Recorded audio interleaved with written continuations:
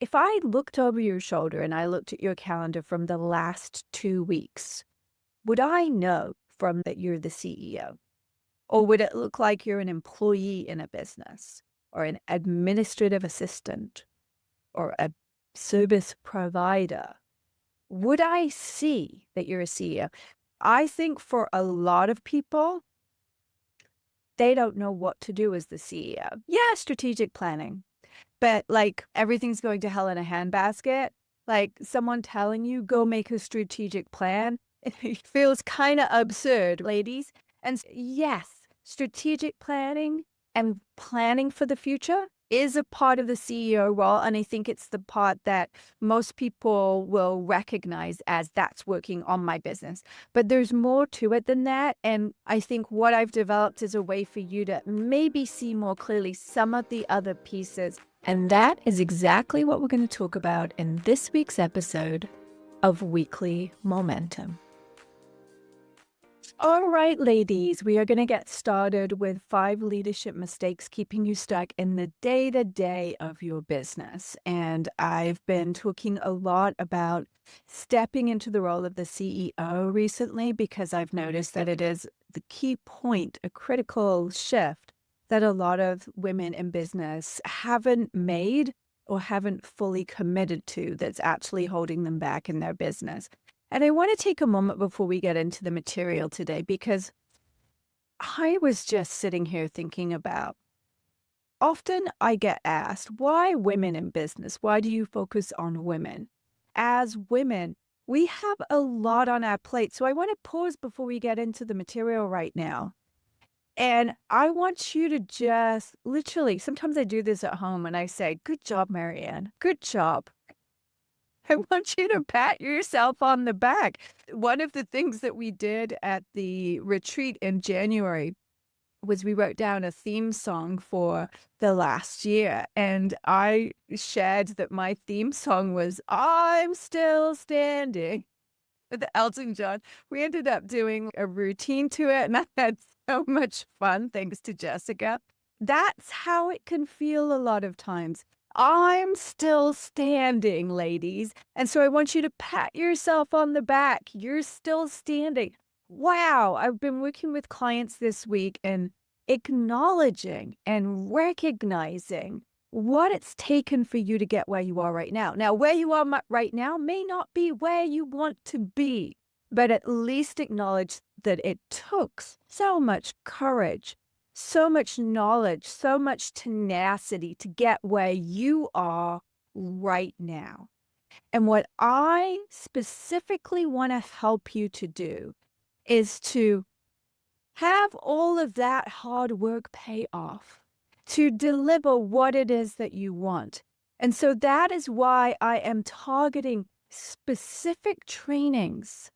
And I've really zeroed in on supporting you and pinpointing exactly what to work on so that you're not wasting anything. You're being incredibly efficient with your time and your energy. So, ladies, with that in mind and keeping alive the idea of how amazing we all are, let's step into 5 leadership mistakes keeping you stuck in the day to day of your business. So, today it's not about becoming a better employee in your business, although I may lean on that idea in one of the points.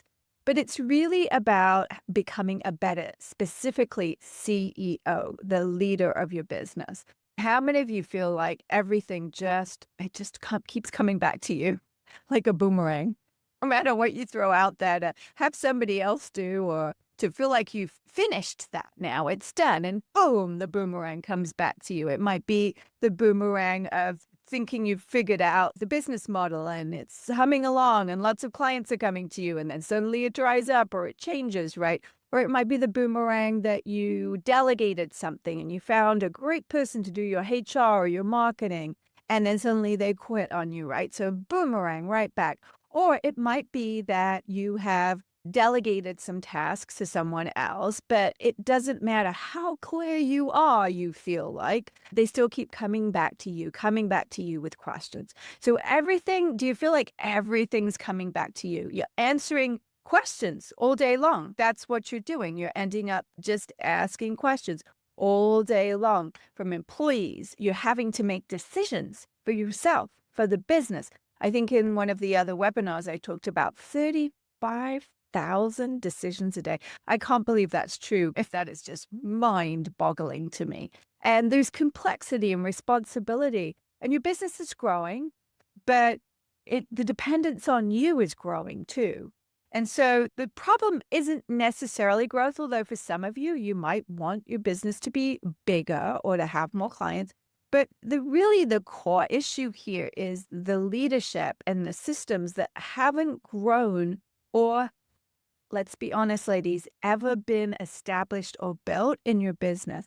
So today we're going to zero in on a few of those mistakes that are at the core of this, right? That are going to help you set yourself on the right path. So I'm going to go through the 5 mistakes, and then I have some specific, tangible actions and descriptions of CEO and things that you can do. So first we look at the mistakes, then we're going to look at the things that you can do to start getting yourself on the right path. So if you've watched the CEO shift, you're familiar with mistake number 1, but I'm going to reiterate it because it's such a big one. And that is most business owners didn't choose to become a CEO. You chose to be a business owner, right? You maybe were already providing a service as an employee and then decided, I want to do this for myself. And you stepped out into business, or you had a really great idea for something that you wanted to do. You stepped out to do it as a business. You chose to have a business. Absolutely. You can't do that accidentally. But it's a little bit like Michael Gerber talks about with the entrepreneurial seizure, right? You're going along merrily, and then suddenly you decide, I'm going to have a business. And then you then spend quite a lot of time going, what the heck was I thinking? So you chose the business, but you didn't choose to be the CEO.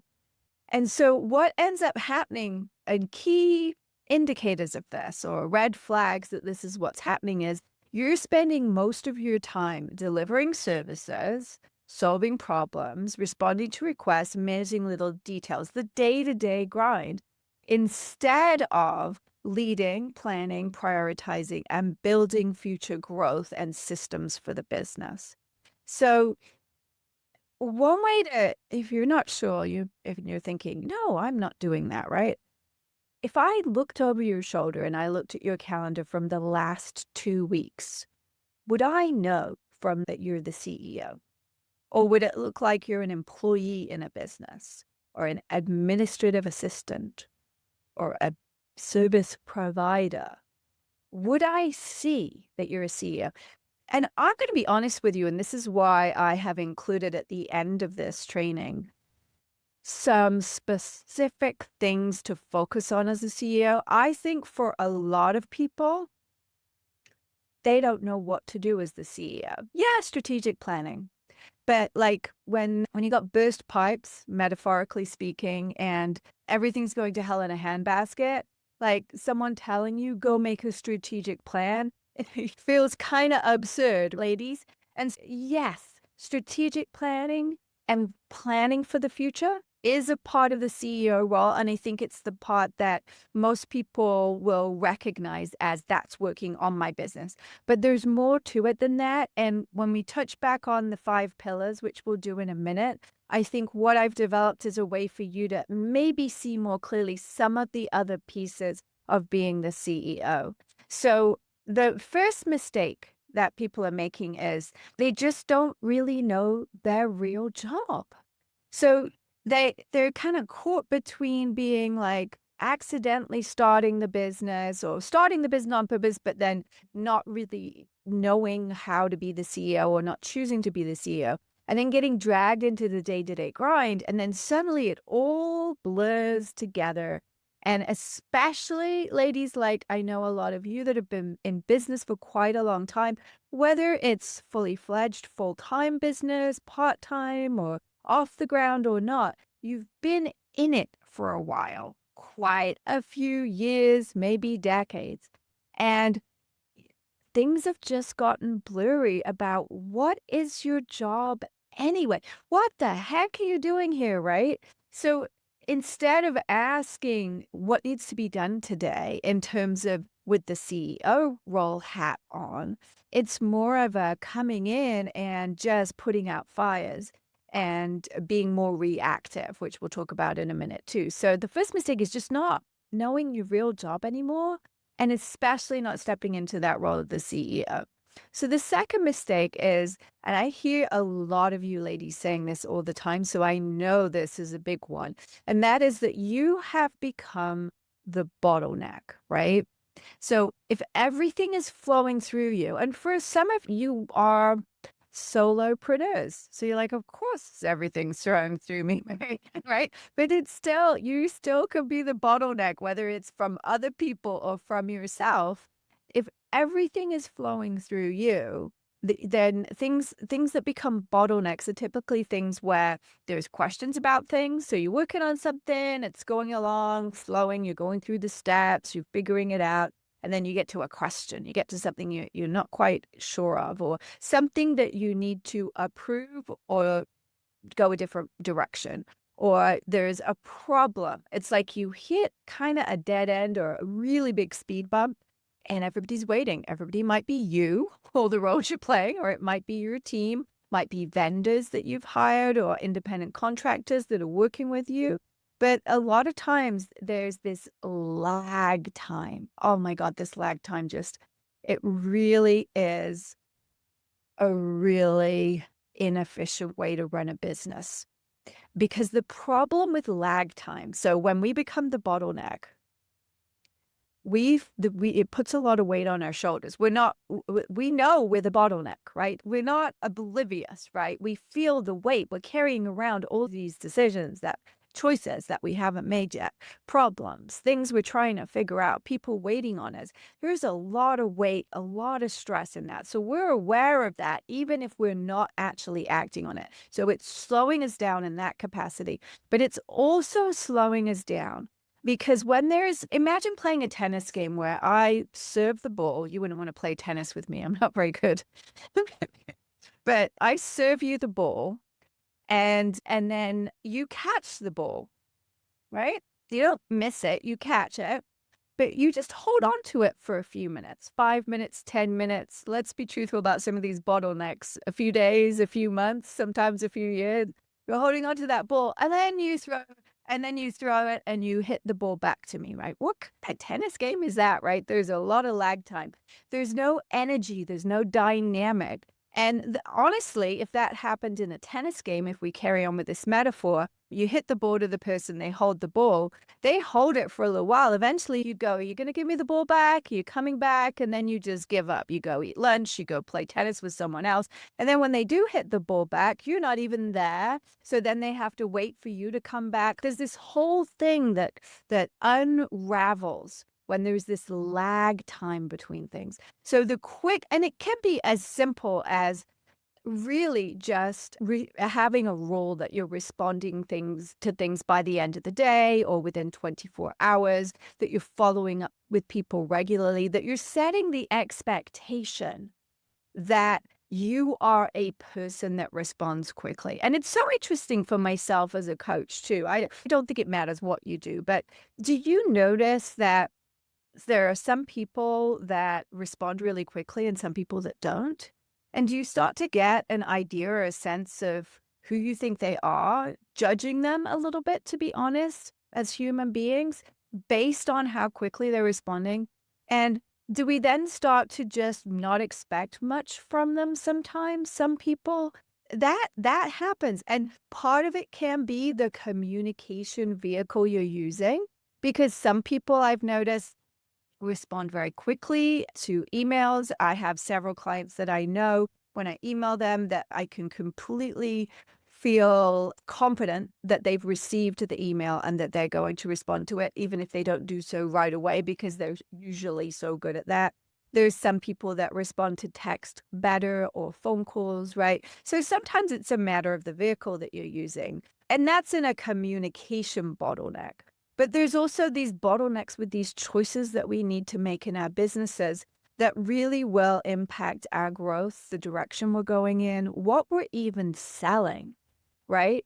Because I've noticed as I'm drilling down to the 5 pillars that the first pillar is marketing, right? And in order to do marketing and sales, which is the second pillar, you have to know what you're selling. And a lot of established business owners that have been in business for a long time think they know what they're selling, but they don't. And so you haven't made it over the first hurdle. So then everything becomes a bottleneck because you haven't made those choices. Very hard to do marketing or sales if you're not clear on exactly who your target client is. Who, even if it's not the client themselves, if it's an entity or an organization, right? Exactly what you want to do for them, right? It's very difficult to do those things. So not having made choices then makes other paths that you want to go down even more difficult. So the second mistake is really becoming the bottleneck.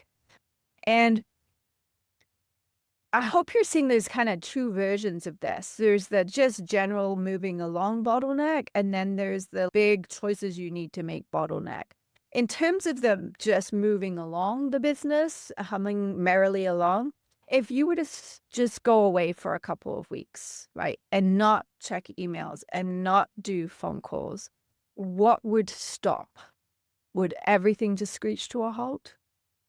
Do you have anything in place that things would keep moving along, any systems?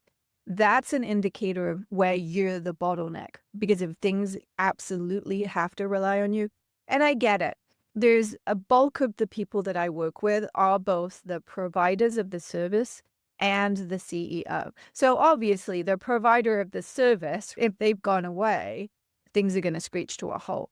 But in terms of the CEO role, imagine you had other people doing the service piece, or that's you with a different hat on. As the CEO, what things absolutely depend on you and would screech to a halt if you weren't around for a couple of weeks? Those are indicators of bottlenecks.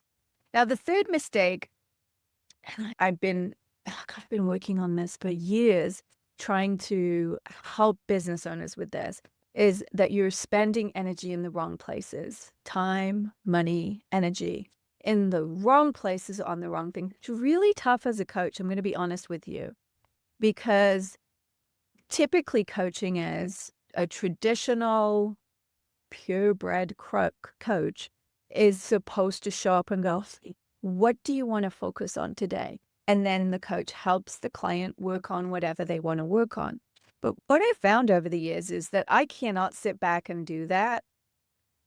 And I've gradually been stepping in a little bit here and there, because I find that because the clients that I work with are not used to or haven't chosen to be the CEO, that they're not clear on where to put their energy. And so when you look at all of the tools that I've created, or the prep for coming to coaching sessions, or the workbooks or the planners, every single one of those is an attempt to point you in the right direction to make better choices, right? To be able to see the information clearly so you can make better choices.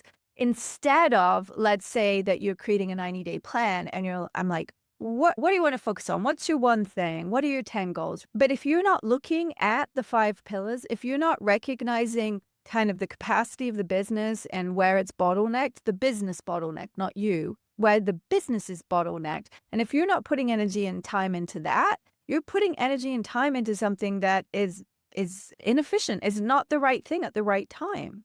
So all of the tools that are created are designed to help you do this, right? If you've gone through the CEO shift, you've had a taste of that with the 5 pillars and starting to work on your business. A lot of times, I know it feels like you're so busy Whether it's that you're working a full-time job or a part-time job and running the business on the side, or whether you're working full-time, you're servicing clients and you're working on the business.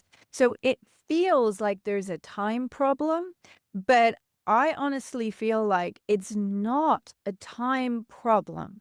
It is a focusing on the wrong things problem. I firmly believe that if you put your energy and attention into the right things and start to work on those and be more, going back to the first point here, if you be more in that CEO role, like you're clear on what your job is instead of floundering and putting out fires and doing a bunch of different stuff. If you do that, you could, like Parkinson's law, which is that anything that if you say I've got an hour to work on my taxes, then it'll take around an hour. But if you say I'm going to work on my taxes till they're done, then it'll take longer. Now, of course, it's not perfect. Sometimes things take longer than the amount of time you set aside. But for sure, if you don't say a time period for something, it is going, your energy, your time, your money is just going to flow out. And so I find that being really specific and clear on what you're working on and when you're working on it is really helpful to get you to put your energy in the right places at the right time. And a lot of times, a lot of founders are spending their best energy on really low value work. And I think for a lot of business owners, going back to that idea that I know I need to work on my business. Every time I tell someone the whole E-Myth Revisited idea about working in your business and working on your business, they get it. You're smart. You understand that it is important to be working on your business, but what you do in that time, I think leaves people a little bit lost. They have a kind of an idea, like we said, strategy, but beyond that, they're really a little bit stuck with what to do. So in an attempt to do that, I think a lot of people end up doing low value work, busy work, stuff that they're just kind of getting out the way, not the most important work in that time. In fact, a big piece of spending energy in the right places is something that's really difficult for my ideal client, because they're ambitious, they have ideas, is to say no to things and to streamline what they're actually doing. Because oftentimes when I say make a not to do list, people think those are like bad habits or things that I shouldn't be doing, period. But ultimately, if you hear a lot of the great leaders and thought leaders that are talking about business and time management right now, I'm thinking of Alex Hormozy, right?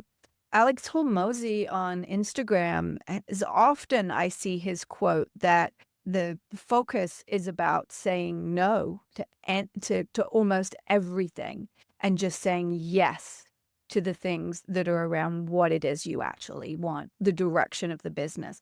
And so I think in terms of this mistake of spending energy in the wrong places, sometimes we don't realize it's the wrong places because it feels right, but there's too many right things. So it's about really, what is it that there's a quote for writers and authors, which is about kill your babies, which is when you're writing, you love this piece that you've written, but you have to edit it down to just a few sentences and then it's going to be really good. But it's hard because it all feels good. I think a lot of times we feel like that about the ideas, the products, too many products, too many offerings. I'm guilty of this, just like all of you. And I'm hoping that over the years, I gradually get less is more. Mistake number 4, you're improving nothing, tolerating everything. Have you ever caught yourself just putting up with something and say, I'll fix that later, right? And then years go by, right? That frustration when you go to do that one thing, the form's not set up quite right. There's a typo in something, or it could be a bigger thing that you're like, I'll fix that later. I'm just going to work it around it right now. So there's often a lot of that going on because you feel like to improve or fix something would take time that you don't have. And so the mindset is I'm just going to get through today. I'm just going to get through this hour. And it makes complete logical sense in that moment. But when every single day that is what's going on, then all you're doing, I think the best metaphor for this is you treading water. And no wonder you're exhausted. So going back to it's not necessarily time, it's the energy that it is absolutely exhausting to be treading water, just fixing things, just getting by, just, oh, let's just do this. Let's just send out another email. Let's just do this. Let's just get through this week, right? But you're tolerating everything, but you're not making improvements on the business. So it's either you're treading water instead of like actually swimming to the other island or getting support or help or fixing things so that you can learn how to swim. It's about raising your standards. And a big piece of this goes back to what I was just saying, which is this idea of less is more. You're just letting go of some things. This particular client, this particular company that I'm working with, this vendor or this software, or this way of doing things. A lot of times we feel like we have so much skin in the game. I've gone down this path so far. I've invested so much money in this that I have to keep on going. And we can't see. We're tolerating, we're putting up with things. So the fifth and final mistake here is that you're reacting, which I think you're getting from everything that we've said so far, rather than actually leading, right? So as the CEO, you are also the leader of the business, the leader of yourself. But often what is happening is you get up, you head to your computer, you react to emails that have been sent to you, to texts that have been sent to you. Got to get through these. What questions, problems, requests, and you just spend all day responding or reacting. And then you wonder why you're not moving forward, right? It's because you're just responding to what everybody's asking you, but you're not actually moving anything forward for yourself. So you as the leader need to decide what are these few things, hopefully you're seeing that from all the points right now, that you really want to focus on. And sometimes it's helpful to say when you put something on a not to-do list or a back burner, it's just not right now. That product, that service, that company, I'll let it kind of roll along, or I won't give it any other attention right now because I am just going to focus on this one thing, right? And then using the 5 pillars to help you make sure that one thing you're focusing on is in fact the bottleneck of the business, right? Because you could do what I just said and just focus on that one thing. But if that thing is a little downstream from the bottleneck, then you could fix and have that thing running like a well-oiled machine, but there's a bottleneck. There's no leads. There's no clients coming. So you have this great service you've built, but it doesn't matter because there's nobody to do it. There's no opportunities that are coming to you. So you do have to focus on the right bottleneck at the right time as well, right? When these 5 mistakes are happening, typically what happens is obviously the business is completely dependent on you. Profitability suffers, growth slows, your time freedom disappears. Oh, there's no boundaries between when you start and finish work and your weekends and nights, and you're always carrying your business on your back. I remember I was on a cruise in Cabo. We were at the port in Cabo, and I was on a speedboat, and we were going to go snorkeling. It was a very well-deserved, it had been a very stressful time. It was a very well-deserved vacation with my husband. And I got a text from a client, a member, and they couldn't find something or log into something. I'm on the speedboat answering the text, finding things. And it wasn't just a matter of sending an answer. I had to find something and log into the internet and send it over. It was a complicated thing. So what am I doing? What am I doing? We need better systems, ladies. We need to delegate better profitability, more freedom, and we want more sustained growth. And so let's take a look now a little bit at how to make that shift. And before we do that, let's remember, right? Patting yourself on the back. That was a lot to take in just now, right? Patting yourself on the back. You're really amazing. You have had a lot of courage and tenacity that has got you to this point. You're doing fantastic. And there's probably from the outside, if somebody was looking at your business, they'd be going like, wow, I'm so impressed with you. Because I want you to also keep in mind that the percentage of people that are business owners is, I know sometimes it feels like everybody's a business owner because we are surrounding ourselves with business owners, but it's actually a very small percentage of the population. Most people, they go to work, they go 9 to 5, they come home or they're retired, and they don't have any of this extra stuff that you are handling on top of your regular life. So once again, patting yourself on the back for your courage, for your hunger, for your passion, for your ambition, okay? And we're going to get to the bottom of it now, okay? So one last metaphor, which I think will help lead us into the next point. So imagine you're making this pot of soup and you've kind of had a recipe, but not really. And you've been cooking it and you take a bite out of the soup and you're like, something tastes kind of off. So instead of deducing, is it too much salt or is it that it needs a little bit more acidity or what is it? You just start throwing random ingredients into the pot. And you don't just throw one ingredient and then taste it. You just keep throwing ingredients. You put salt, some pepper, some garlic, some spices, some peanut butter. I don't know. You just keep throwing everything in the pot. And eventually you've added so many things.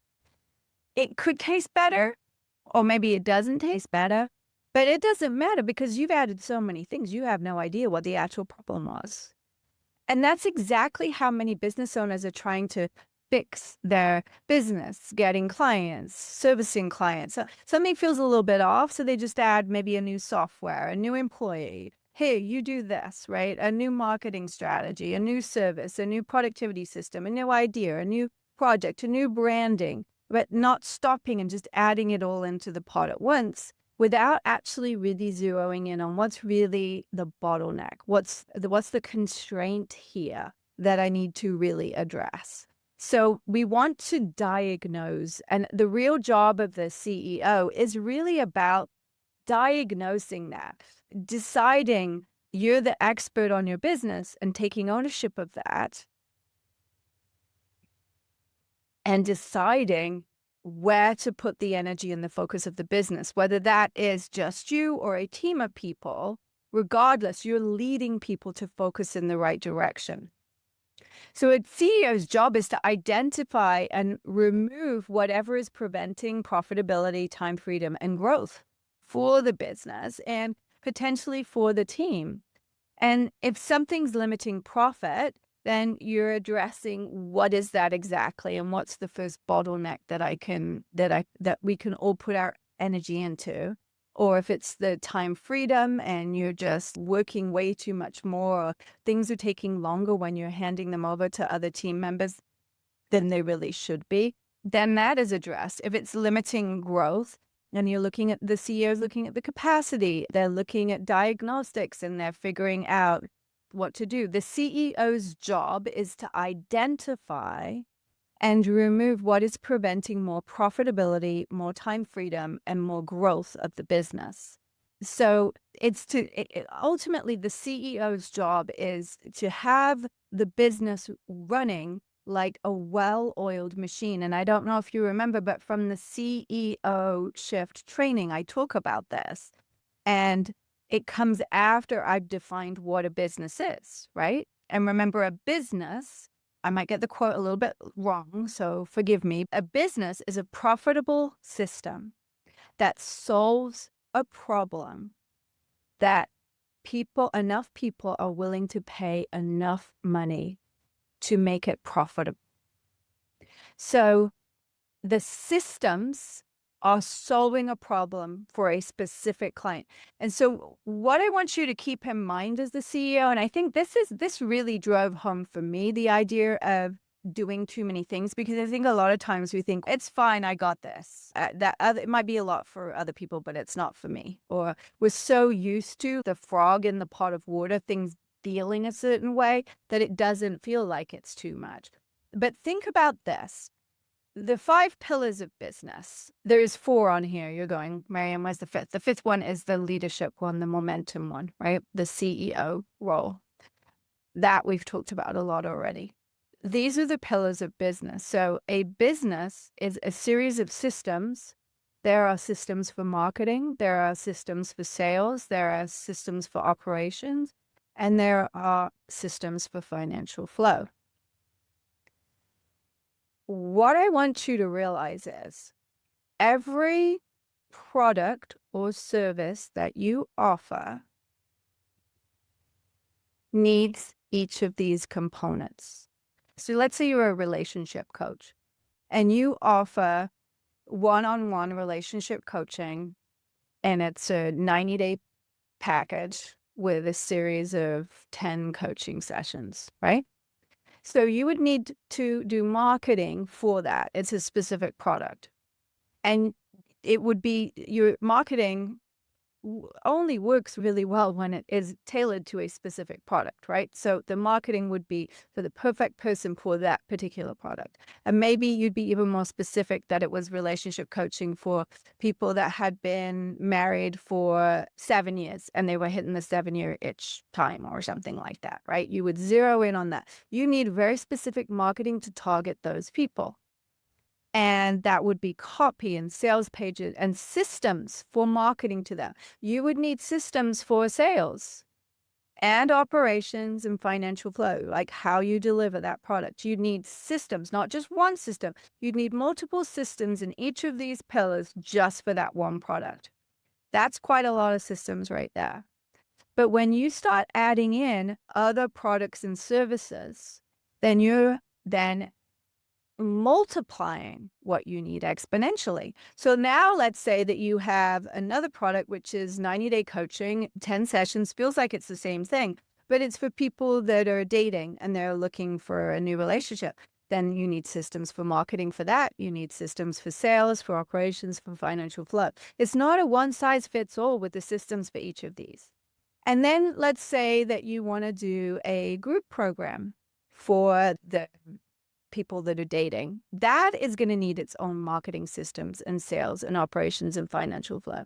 I think a lot of times what people are doing is they're thinking, yes, I get it, I need systems, but they're not seeing that every product or service you had, it creates more work exponentially. And that's why I'm saying focus on less, build all the systems or at least enough systems to get it flowing really well, and learn how to build those systems, because then building marketing like lead generation or an opt-in or following up and having sales calls with people and delivering the service, creating all of those systems for other products and services, once you've done one properly, is going to be much easier.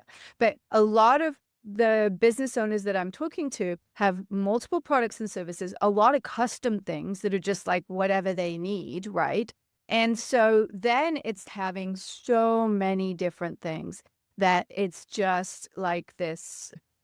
It's like a game when you're a kid where you've got to put the ball in somewhere and find where it goes. It's just a maze instead of a well-flowing system. And that everywhere there is an opportunity for bottlenecks, right? And you want to start from the left to the right. So you want to be focusing on obviously making sure you have enough leads coming in. If you have enough leads coming in, even if you do not have marketing systems in place, you don't have to worry about marketing systems to start with. It's not your first bottleneck. If you have plenty of leads that are coming in and they are converting and becoming clients, and that's happening and that's flowing, even if you don't have a system for it, whatever you're doing is working fine right now. At some point, you might want to systematize it, but that's not the bottleneck right now. If where it's getting bogged down is delivering the product or service, which is operations, or getting money from invoicing might be the bottleneck, then those are the places you would start first. However, if you don't have enough people coming in, then it is marketing, right? So you see, and this might be different depending on what product or service. You might have one product or service that you're getting leads that are coming from different sources, referral partners, is just coming in. And you can still set up some systems at some point for them to make sure that you're saying thank you for referrals and that you're keeping the referral updated on how the client is doing, and you're maintaining that relationship, right? You've got systems in place so that if you stepped away, they'd still be sending business. But it's not the bottleneck right now. But you might have another product or service where you don't have enough leads. That one does need marketing. So it depends. It's not just, oh, my business needs marketing or oh, my business needs sales. This is what I'm trying to drive home here. The CEO's job is to identify, looking at this, where's the bottleneck? And there'll be a bottleneck between different pillars, and each product or service is making its own flow through. So there's several places that you're looking at to check and see where is the bottleneck right now. So going back to what I was saying, is the CEO's job is to really zero in and focus and look at the whole picture. And I think that there's a sense of ownership that has to come in here, because a lot of times we're looking for someone else to solve the problem for it. What would you do? What should I do? Like, what should I do? Right. But you still need to understand the whole picture. And part of it too is the capacity of the business. That's the other piece. So there's the pillars and the bottleneck where it might be, and understanding your business as the CEO of the business. But there's also in terms of the capacity, because you might say, I'm not getting enough leads. But if your business is at capacity, it can't serve any more clients with the staff that you have right now, then there's no point getting more leads, because the business is already tapped out. And that is the maximum amount of money you could make with that team or just with yourself at this time. That's your number. And so it doesn't matter if you feel like you want more leads. That's not where to put your energy and attention, because instead you want to be focusing on maybe how you could grow the team so you could serve more people, or you could be more efficient with the services that you're offering. You've got to increase your capacity to ultimately, the goal here is the bottom line, right? So you want to increase the bottom line, how much money you're taking away after your operating expenses, not how much you're bringing in. And this is a big distinction. And it's something that in the new 90-day plan, there's a whole section for finances, which I'm working on, which really breaks down not just how much did you make, how much was your gross. It's like how much were your operating expenses, so that we can really be looking at those percentages, because ultimately that's the number that we want to be looking at to see if the business is healthy and if it's doing well and what needs to shift. So all of these, it's almost like a dashboard. And I know it feels like a lot, especially if you haven't been looking at your business in this way. And you're like, I don't have time to do this. This is too complicated. But whatever it is that you do for your business, ladies, is complicated. And I don't mean this that I'm talking about. I'm talking about the things that you're masterful already. I see Brandy here. Brandy she's a surgeon, right? She is a doctor. She has done hard things. Wanda is an amazing speech language therapist, right? Amazing. Been through a ton of schooling, worked with kids, had breakthroughs, right? So many of you have done a lot of hard things, and you are smart and ambitious, and you can do this. And so when I share this whole idea of then now becoming a masterful in your business, realize you can do this too. At first, when you were learning how to be a doctor or a specialist, right? There, you went home and your head was spinning and you didn't know, what's that organ and what's this and how do I do this and what's that chord? You felt that way about that you now know in your sleep, right? You could stand up and do a speech about what it is that you do. You're experts. The people that I work with are experts in what they do. And what I'm asking you to do is to become a little bit of an expert, not even as much of an expert as you are in your business in terms of in your business, but an expert on the running of the business, the how a business works, the 5 pillars, the capacity, and identifying the bottleneck and being the CEO. So the first pillar, which was not on the diagram that I just showed you, is that leadership pillar. I call it momentum. And that's really about you being the CEO, right? So systems that help you be the CEO. And honestly, if you're part of the Women's Business Momentum Center, if you've been part of the Momentum Squad, if you have any of my planners, if you do the 90-day planning, those are all the systems that are there to help you. The diagram I just showed you, right? These are all systems to help you as the CEO. So pillar number 1, if you're following me, if you're doing and using the tools that I give you, you're in pretty good shape. You just need to dedicate the time to do it, right? Pillar number 2 is marketing. So that's when you're not getting enough leads or inconsistent referrals, if that's where your leads are coming from, or you have these feast or famine seasonal cycles that are really stressful, and you want to kind of make it so that there's a little bit more of a steady leads coming in. Or if you're only doing marketing when things get slow, then that's an indicator that you might want to work on that pillar. The sales systems, sales is when you have people that have said, I'm interested, that have come to you. And it is the journey that you take them on from there to actually paying the money and becoming the client.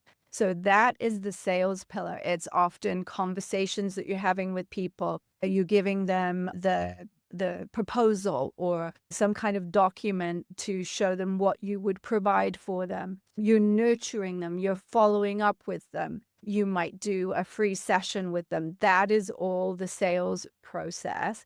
And, you need to work on that if you're having lots of people coming to you, but they're not actually turning into clients, right? The next one is operations. So operations, the bulk of the work for the operations pillar is that what it's doing is it's serving the clients and the customers. So imagine it's the factory. It does what needs to be done for the customers that have come to you. And part of that is going to be literally making the widget or taking the time to write the report or the assessment that you need to do for the client. But it's also about the day-to-day running of the factory and the machines and the operations. I know you don't have factories, but I'm using it as a metaphor here. Issues that come up with clients, mistakes, all of the HR and the hiring the team and all of that's all in the operations pillar. And then the final one is the financial system. So that's your cash flow, being clear on how much profit, looking at your numbers, invoices being paid on time and sent out on time, and knowing where you're at with those numbers. So CEO time, in a nutshell, it's not answering emails. It's not serving the clients that's working in the business. Answering emails is admin in the business. It's not putting out fires. It's building. It's creating structure and systems and identifying where systems are needed. It's dedicating to improving where the bottleneck is, where the constraint is. So if your marketing is a problem, you could start out by just asking every new client how they found you. You could reach out to one of your referral partners and just reconnect with them and see, what can I do? I'm ready. I have a capacity for more clients now, and letting them know, right? You could create one social post with a client success story. You could ask one happy client for a testimonial. You could review where your last 10 clients came from. These are all things that you could do to start to think about what systems you might want to create around these things. So these things are done regularly. Because otherwise, like that list of things I just told you, you might go, oh, that's great, I'm going to do those things. But if you just do those things and then forget, and then maybe remember a year from now or 2 years to do some of those things again, you haven't helped yourself at all. You're just still doing. But if you build a system so that every new client has a question and they have to answer it, how they found you, and once every 90 days, when you do your 90-day plan, you review those so that you keep on top of it, or once a week or whatever it was. That is a system that you've built for it. That's the difference. So if sales is a problem, you could follow up with some old leads that never signed up, but maybe they just weren't ready then, but they are now. And then you can create a system so that you are following up with people. You can review your process of what do you do when someone comes to you and until they actually become a client? And is there a part of that system that needs improving? Creating follow-ups as schedules. Operations, if operations pillar is where you think there might be a bottleneck, you can track the questions that people ask you, the team members. Just make a list of all the questions everybody's asking you, and then start to look at what systems you can build around that. Create checklists. It doesn't have to be that the system is that complicated. And if the financials feel like they're broken, it might be that you need to review your pricing, look at your capacity. You might need to identify your most profitable service. That might be one way that you, like, say, put some services and products on the no list so that you can just zero in on that most profitable service. Or you might find one place where your profit is leaking out of the business. Look at your operating expenses and then come up with systems. In the new 90-day plan, I have this, where you're checking that every 90 days so that you can make sure, and tracking it also every month, so that you can make sure that you're on top of your operating expenses, not just when you do your taxes, right? So all of these shifts are really around from doing to actually building. And if today's session resonated with you, definitely you want to check out the 90-day planning, strategic planning workshop that I have coming up, because we're going to be using it to help you create some systems that's going to be built around the 5 pillars. And if you are thinking about coming to the strategic planning, I do also invite you to the reset weekend, which is where you come on the Saturday and the Sunday. The Sunday from 11 to 2 is the 90-day roadmap that we're doing, and I'm going to take you through that. We'll have a nice lunch. But the reset weekend is the whole weekend, so that on Saturday you can get some stuff out of the way so that you've got the bandwidth to step into the next 90 days. It's going to be a good old get it done day on the Saturday with me there to coach you and help you. And we'll use Pomodoros, and I'm going to keep you focused. That's my invitation to you if you want to take this a little bit further. So, ladies, go forth and put on the hat of the CEO, dedicate time to doing that, and I will see you in momentum.